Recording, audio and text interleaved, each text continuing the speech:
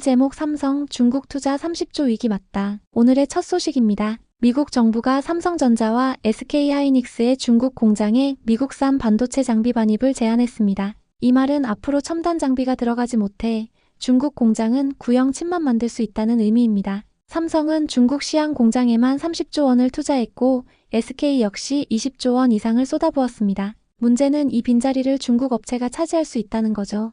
투자자 입장에서는 삼성과 SK가 중국 의존을 줄이고 다른 지역으로 생산 거점을 옮기는 속도가 중요합니다. 이 사건은 단순히 중국 리스크가 아니라 앞으로 반도체 패권 싸움이 얼마나 거세질지 보여주는 단서입니다. 이 제목 알리바바, 엔비디아 대신 자체 칩 개발. 중국의 알리바바가 드디어 자체 AI 칩을 만들었습니다. 그동안 엔비디아에 의존했지만 미국의 수출 제한이 커지면서 선택지가 없었던 겁니다. 이번 칩은 중국 내 파운드리에서 제작됐는데 이는 우린 스스로도 할 수 있다라는 선언과 같습니다. 덕분에 알리바바의 클라우드 매출은 크게 늘었지만 전자상거래 부문은 기대보다 약했습니다. 투자자들이 봐야 할 건 중국이 점점 엔비디아 없이도 버틸 수 있는 산업 생태계를 만들고 있다는 점입니다. 이건 단순히 기업 이슈가 아니라 미중 기술 패권 구도의 흐름을 바꾸는 조각이 될 수 있습니다. 전기전자 3제목 일본서 반전, 갤럭시 점유율 폭등. 일본은 그동안 한국폰 무덤이라 불렸습니다. 그런데 올해 삼성전자가 드디어 반전을 만들었습니다.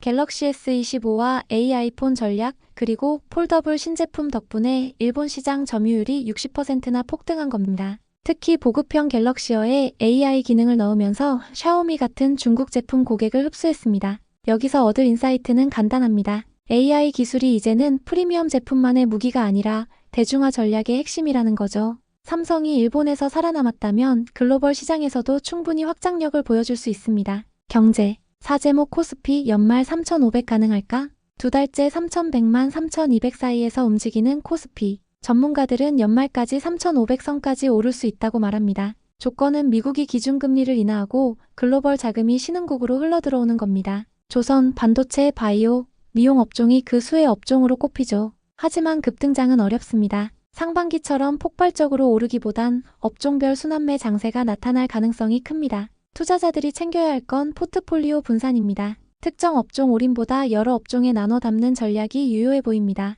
금리 5제목 고용 보고서, 금리 인하를 가를 열쇠. 미국의 8월 고용지표 발표가 다가옵니다. 최근 고용은 계속 부진했고 파월 의장은 금리 인하 가능성을 열어뒀습니다. 문제는 물가입니다. 인플레이션이 여전히 높아 고용이 좋게 나오면 인하 기대는 약해집니다. 투자자라면 비농업 고용, 실업률, CPI 같은 데이터를 꼭 챙겨야 합니다. 왜냐면 이 지표들이 곧 주식, 채권, 환율까지 흔드는 핵심 변수가 되기 때문입니다. 6제목 국채 이자 44조 빚으로 빚 갚는 한국. 내년 국채 발행이 116조 원으로 늘어납니다. 국가 채무는 2029년 1,788조 원에 달하고 이자 비용만 44조 원이 될 전망입니다. 즉 빚을 갚으려고 다시 빚을 내는 구조가 생기는 거죠. 투자자라면 이 부분을 간단히 이해하면 됩니다. 정부의 빚이 늘어날수록 채권 시장은 불안정해지고 장기 금리와 원화 가치에도 영향을 미친다는 점입니다. 재정 건전성은 결국 금융시장의 신뢰와 직결되니까요. 세계 경제 7제목 북중러 정상, 신양 극체제 과시.